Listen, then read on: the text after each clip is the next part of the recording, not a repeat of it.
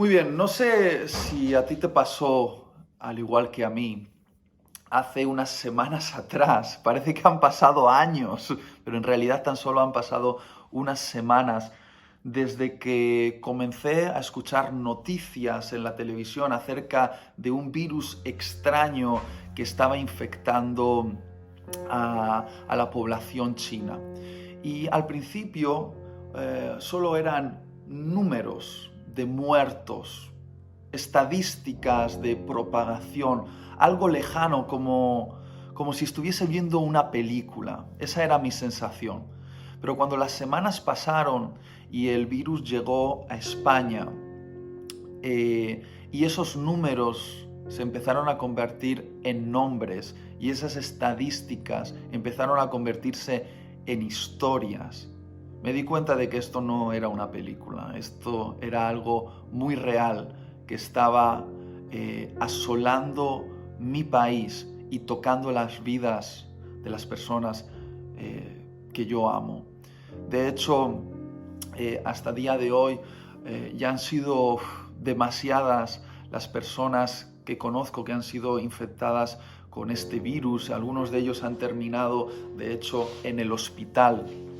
Y ya no se trata de números, ahora son nombres de personas que conozco. Y ya no se tratan de estadísticas, se tratan de historias reales, de gente que está sufriendo.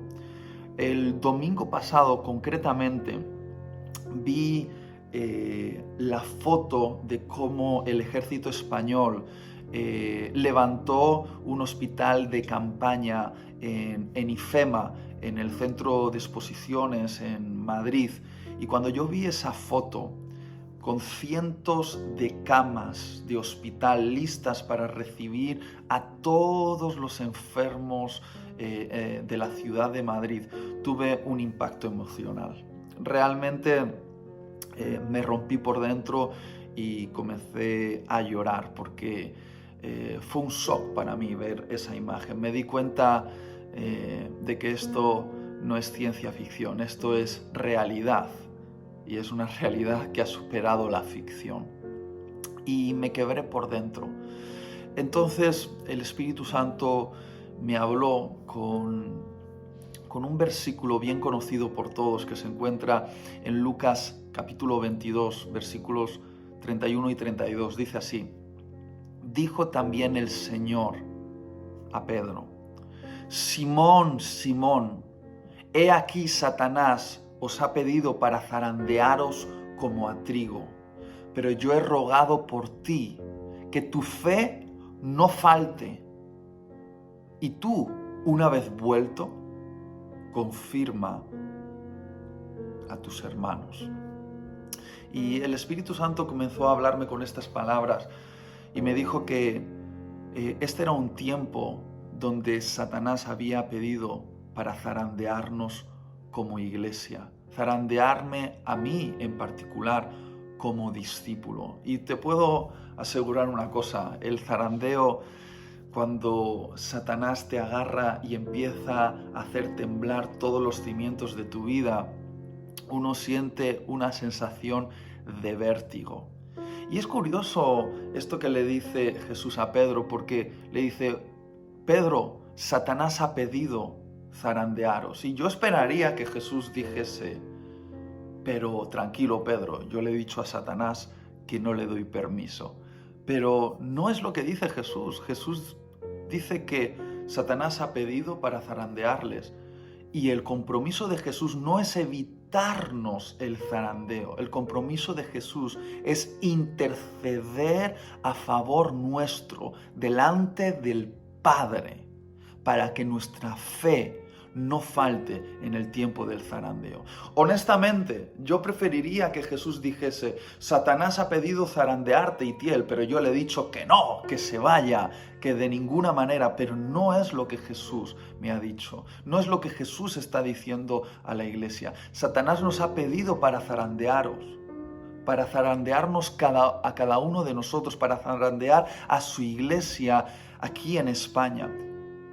Pero aunque Jesús no esté evitando este zarandeo que está haciendo temblar los cimientos de nuestras comunidades, los cimientos de nuestra comodidad, los cimientos de lo que teníamos bajo control, hay una promesa de Jesús, que Él está intercediendo a nuestro favor. Y realmente nos podemos desesperar si ponemos el enfoque en el hecho de que estamos siendo zarandeados. Pero nos podemos llenar de fe al saber que tenemos el mejor intercesor de todo el universo a nuestro favor, que es Jesucristo.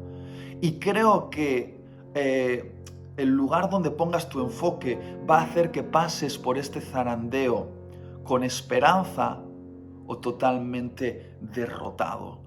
Y el Señor me está llevando a entender que esto es un tiempo para que transite a través de este zarandeo con fe. De hecho, la intercesión que Jesús está haciendo por mí, que está haciendo por ti, que está haciendo por toda la iglesia que está siendo zarandeada, es que nuestra fe no falte. Y la cuestión es, ¿a qué se está refiriendo Jesús con que no falte nuestra fe? Muy bien, no se trata de fe para algo, se trata de fe en alguien. Es decir, no se trata de fe para que el problema desaparezca, o fe para que no perdamos nuestro trabajo, o fe para que la enfermedad no toque nuestro cuerpo. No. Es la fe de la que está hablando Jesús, es una fe que sigue creyendo que Dios es bueno, a pesar de que nos ocurran cosas malas, y que Dios es de confianza, aunque todo el cimiento de nuestra vida pueda estar temblando. Es ese tipo de fe que se ancla en el conocimiento de quién es Dios. Es tiempo de que nuestra fe, es decir, nuestra forma de ver a Dios, no falle. Que podamos entender que Él sigue siendo bueno y que Él sigue siendo de confianza, pase lo que pase. Y aunque haya consecuencias después de esta pandemia, consecuencias que todavía estamos por ver cómo nos van a afectar a cada uno de nosotros. Y ese es el tipo de fe por el cual Jesús está orando para cada uno de nosotros. Una fe que confía en la bondad de Dios y que confía en que Él todavía es digno de confianza. Este tipo de fe es una fe por la cual todos los discípulos de Jesús tienen que transitar, porque el mismo Jesús fue tentado a perder su fe. Hay una escena en La Pasión de Cristo, la película que hizo Mel Gibson, muy polémica y poco entendida por la gente, pero que para mí es quizá una de las mejores escenas de toda la película por lo que representa. No sé si habéis visto la película La Pasión de Cristo, pero hay un momento en el cual están unos soldados romanos flagelando a Jesús con un látigo que tiene un montón de pinchos, le están abriendo la espalda y Jesús se encuentra en un profundo dolor con su espalda abierta, ensangrentada, los tendones casi a la superficie de su piel, casi se ven hasta los huesos de lo profundo que eran los golpes de ese látigo sobre la espalda de Jesús. Y de repente, en la escena de la película, aparece Satanás con una apariencia muy andrógena, no se sabe si es un hombre o una mujer, es una escenografía de Satanás muy perturbadora, la verdad. Y de repente Satanás empieza a rodear a Jesús, y la mirada de Jesús y la mirada de Satanás se cruzan en ese momento de sufrimiento. Y entonces se ve en la escena cómo Satanás tiene a un bebé en sus manos, como si fuese su propio hijo, el hijo de Satanás. Y mientras Jesús es latigado y le abren la piel, Satanás empieza a acariciar suavemente a su hijo. Y muchos se han preguntado, ¿qué tipo de escena es esta? ¿Qué representa? Para mí representa una de las mayores tentaciones que podemos tener en medio del sufrimiento, en medio de esos momentos donde estamos siendo zarandeados. Y es la tentación de creer que Dios nos ha abandonado, que no le importamos a Dios y que nuestro sufrimiento no significa nada para Él. Es decir, la tentación de creer que Dios no es bueno. Es esa tentación con la cual Satanás engañó a Adán y Eva en el Edén, al insinuar que Dios no era tan bueno como parecía y que por lo tanto no era digno de confianza. Y en esta escena de la pasión, mientras Satanás está acariciando a su hijo y Jesús está siendo latigado y nadie, Dios no detiene el sufrimiento de Jesús, es como que Satanás le está diciendo a Jesús, ¿ves? Yo sí trato bien a mi hijo y le protejo, pero tu padre, te ha olvidado y te está dejando sufrir. Pero Jesús fue capaz de vencer esa tentación porque Jesús tenía fe. Esa clase de fe que no es una fe que evita el dolor y el sufrimiento, es una fe que es capaz de confiar que Dios sigue siendo bueno aunque nos estén pasando cosas malas y que Dios es digno de confianza aunque todo nuestro mundo se esté sacudiendo. Y ese es el tipo de fe que Jesús nos está enseñando a tener y por el que está intercediendo a nuestro favor. Ahora bien, en este tiempo de zarandeo, Dios me ha hablado 3 cosas. Él me ha pedido 3 compromisos para resistir el zarandeo. Y si tienes una libreta, me gustaría que lo pudieses apuntar. El primer compromiso es búscalo. El primer compromiso es búscalo. Isaías 55:6 dice, buscad al Señor mientras pueda ser hallado. Otra traducción dice, buscad al Señor mientras Él se deja encontrar. Y os voy a decir algo, no me he podido quitar este versículo de la cabeza en todos estos días de cuarentena. Y sí, es cierto que ha sido el gobierno de España quien ha convocado esta cuarentena y nos ha pedido que cerremos las puertas de nuestra casa y nos encerremos dentro, aislados, para evitar el contagio del coronavirus y evitar que contagiemos a otros. Es cierto, pero yo creo que también Dios ha sido quien nos ha convocado a un encuentro de intimidad con Él dentro de nuestras casas. Creo que Él nos está dando una oportunidad sin precedentes, quitando de nuestro alrededor un montón de distracciones y preparándonos una atmósfera perfecta para poder tener un encuentro de intimidad con Él. Y no me puedo quitar de la cabeza estas palabras del profeta Isaías, buscad al Señor mientras pueda ser hallado. Estas palabras me golpearon fuerte en estos días de cuarentena mientras estaba jugando con mi hijita de 2 años al escondite. Yo la he enseñado a contar hasta 5. 1, 2, 3, 4, 5, y la pedía que contase con los ojos cerrados mientras yo me escondía en algún lugar de la casa, debajo de la mesa o detrás de la cortina o al otro lado de la puerta. Pero no me escondía de tal manera que ella no me pudiese encontrar, sino que en este juego que yo tenía con mi hija, yo me escondía con el deseo de ser encontrado por ella. Y de alguna manera le daba pistas para que me encontrase. Dejaba media pierna fuera o visible un brazo o hacía ruidos para atraerla y darle pistas. ¿Por qué? Porque yo como su padre no me estaba escondiendo de ella para que no me encontrase, sino que me estaba escondiendo con el deseo profundo de que me encontrase. Y creo que Dios en este tiempo donde algunos dicen ¿y dónde está Dios? Mientras están ocurriendo todas estas tragedias, Él está escondido. Mira, Él no se está escondiendo de nosotros porque quiere alejarse de nosotros. Él parece escondido, pero está deseando ser encontrado. Y Él se quiere dejar encontrar. A cualquiera que comience a buscarle en este tiempo de cuarentena, puedo asegurarte, el Espíritu Santo me da testimonio de que lo va a encontrar. Lo va a encontrar porque este es un llamado a un encuentro cara a cara con Dios mismo.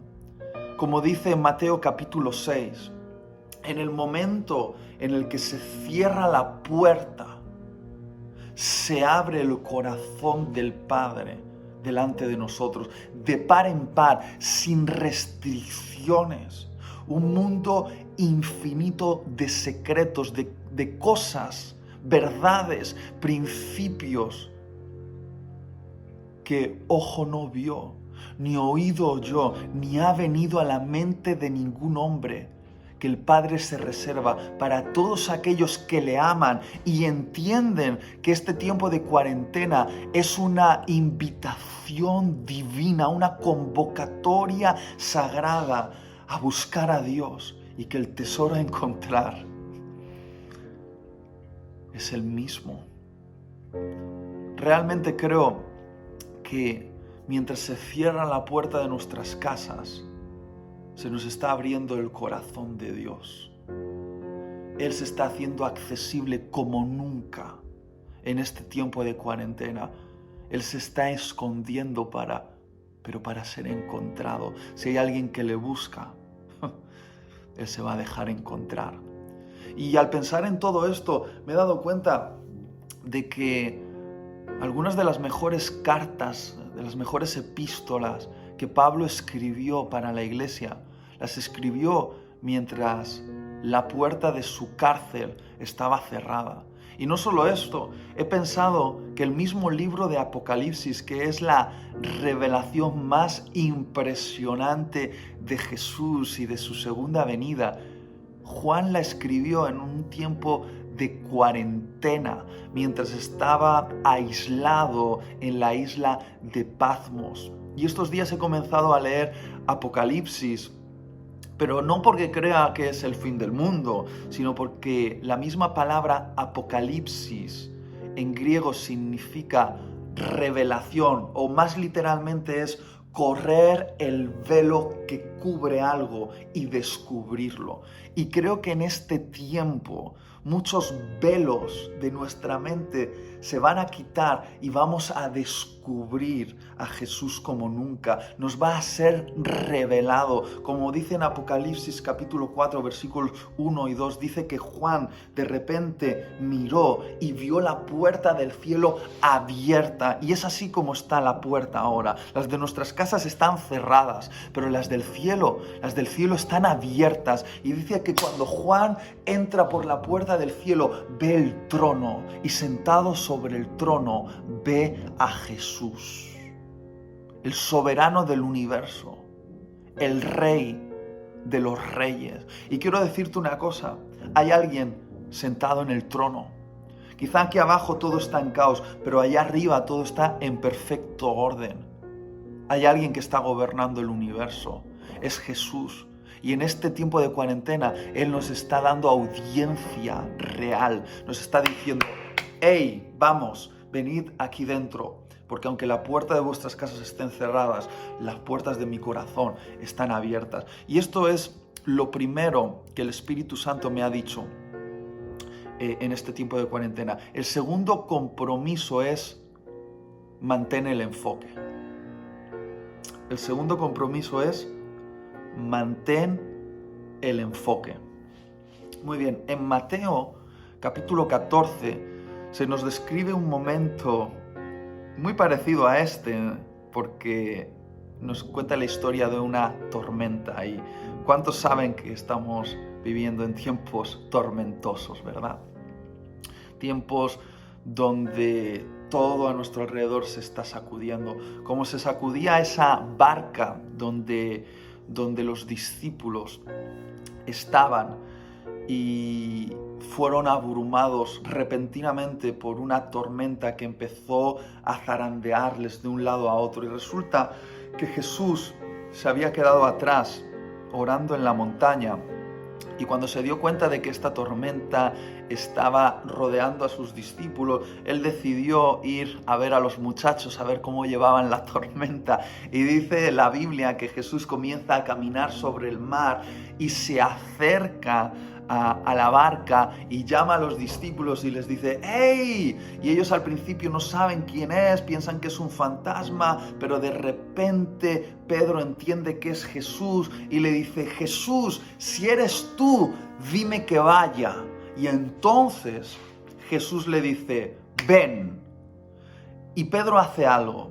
En medio de la tormenta, en vez de agarrarse desesperadamente a esa barquita y con miedo a decir esto es lo único que me mantiene vivo, hace algo osado. Suelta la barca, da un salto a lo desconocido y empieza a caminar sobre el mar. Pero decir que Pedro camina sobre el mar, creo que está equivocado. Porque uno no puede caminar sobre el mar. Realmente Pedro no caminó sobre el mar. Pedro caminó sobre la palabra de Jesús. Jesús le dijo a Pedro: ven. Y fue por encima de ese ven por donde caminó Pedro.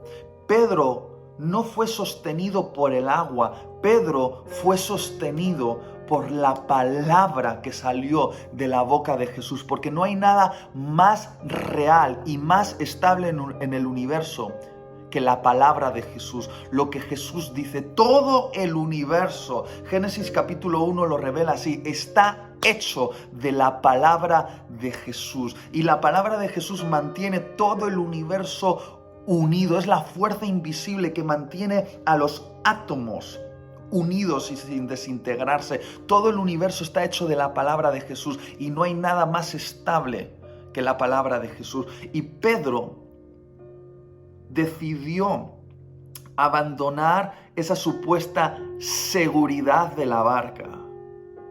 Porque muchos de los que estáis escuchándome ahora, al igual que yo, tenéis esas cosas que creéis que os dan seguridad y que ahora mismo se están tambaleando, la cuenta bancaria, el trabajo, la salud, y decide abandonar ese lugar inestable porque realmente nunca fue seguro, porque no hay nada seguro, y dio un salto de fe y empezó a caminar sobre la palabra de Jesús. Y si te das cuenta, mientras Pedro mantiene su mirada en aquel que le llama, en Jesús, él camina sobre la palabra. Pero hay un momento en el que Pedro cambia su enfoque de Jesús a la tormenta, cambia su enfoque del que le llama a los vientos, los truenos y las olas, y cuando cambia su enfoque empieza a hundirse.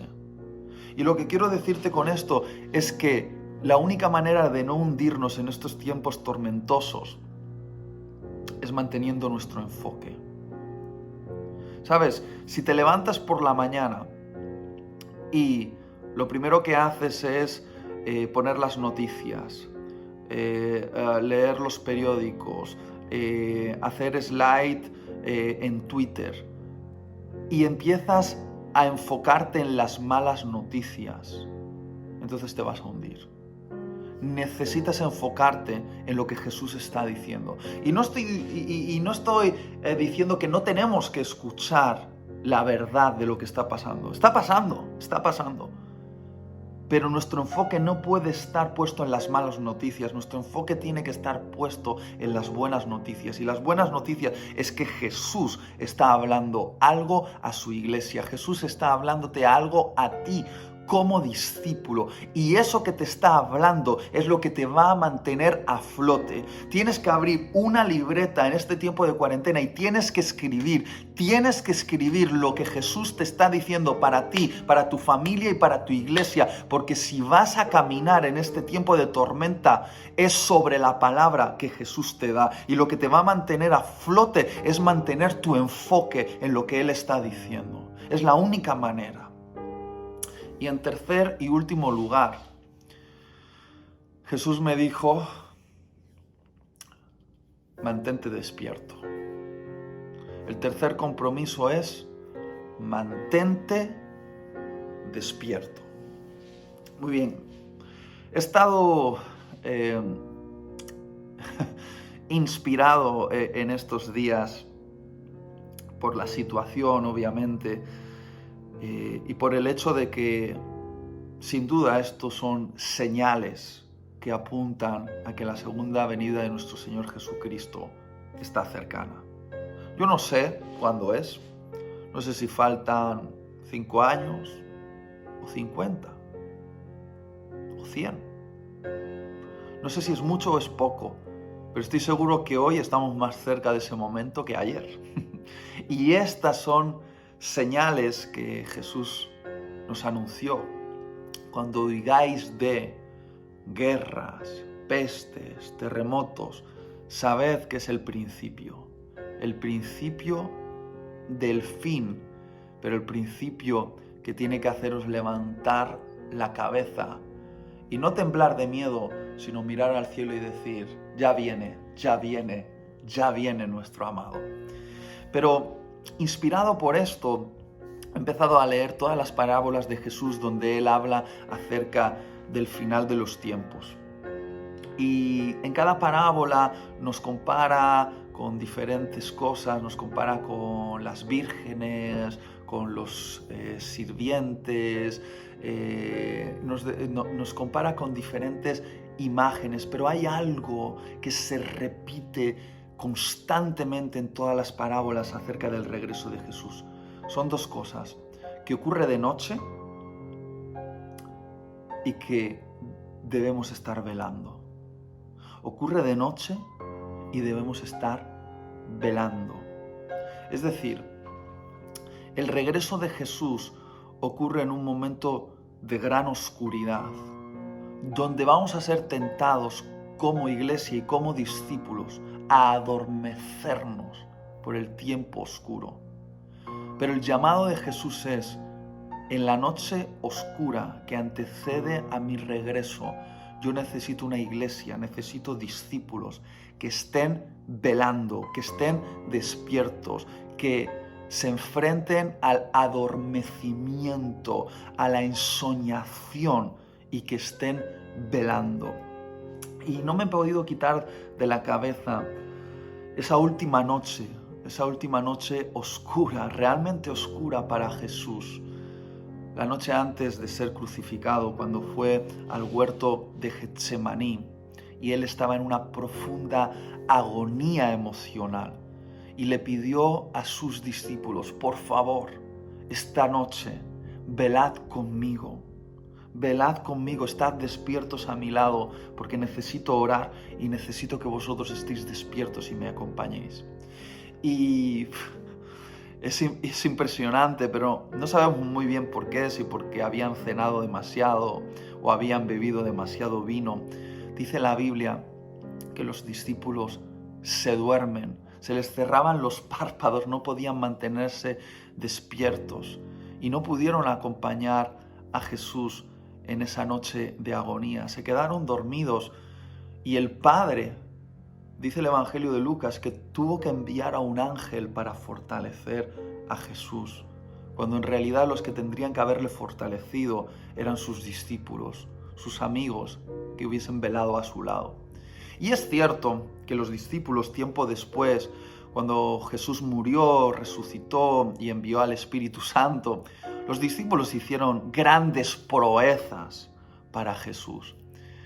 Pero creo que en cierto modo ellos se lamentaron con tristeza durante toda su vida al no haber velado con Jesús esa noche cuando Jesús más les necesitaba. Yo creo que se lamentaron de no haberse mantenido despiertos cuando Jesús demandaba ser acompañado. Y creo que Jesús nos está pidiendo que nos mantengamos despiertos en esta noche oscura. Jesús nos necesita una iglesia que vela, que está lista, que está preparada, que está luchando contra el adormecimiento. Porque estamos aquí encerrados en casa y la gran tentación es adormecernos, ver una tras otra serie en Netflix, ponernos a comer sin control, rascarnos la barriga, dejarnos llevar por la desidia, es decir, volvernos apáticos. Esa es la tentación, dormirnos. Pero Jesús nos está diciendo, hey, os quiero despiertos. Y es una lucha mantenerse despierto. Pero es que Jesús nos necesita despiertos. Porque lo que vayamos a hacer cuando la cuarentena termine, lo que vayamos a hacer allá afuera, es lo que hayamos cultivado aquí adentro. Como he dicho antes, cuando Jesús dice en Mateo capítulo 6, entra a tu habitación y cierra la puerta y tu Padre que te ve en lo secreto te va a recompensar en público. ¿Qué significa esto? Que lo que cultivemos en el secreto se mostrará después en público. Lo que vayamos a hacer para este mundo como iglesia se está gestando ahora en este tiempo de encierro. Es decir, tu casa es como un vientre espiritual donde estás siendo gestado para después ser dado a luz a este mundo. Un mundo que está en agonía y necesita una iglesia despierta. Una iglesia que tenga su lámpara encendida, es decir, que esté apasionada, ardiendo por Jesús y que esté ceñida, lista para servir a un mundo que sufre, servir a un mundo que Dios ama y que necesita de compasión, misericordia, gracia, perdón. Necesita el Evangelio. Esto es un tiempo de oportunidad. Algunos piensan que esto es una gran tragedia, pero ¿qué tal si es una gran oportunidad? Yo soy un apasionado estudiante de los grandes avivamientos de la historia. ¿Y sabes qué? La iglesia siempre crece con más fuerza en una atmósfera de crisis. Y lo que vayamos a hacer allá afuera se está gestando ahora, aquí adentro, mientras la puerta esté cerrada. Porque pronto la puerta se va a abrir. Y la cuestión es cómo vamos a salir. Entonces, recuerda estos 3 compromisos para resistir el zarandeo y mantener la fe. Búscalo porque es una convocación santa a un encuentro con Dios. Mantén tu enfoque, es decir, no te llenes de malas noticias, llénate de las buenas noticias, de lo que Dios está diciendo y camina sobre esa palabra. Y 3, mantente despierto. Lucha contra el adormecimiento y la ensoñación que te va a llevar a una apatía y enciende bien tu lámpara y cíñete para servir, porque esto es un tiempo de oportunidad. Dios te bendiga.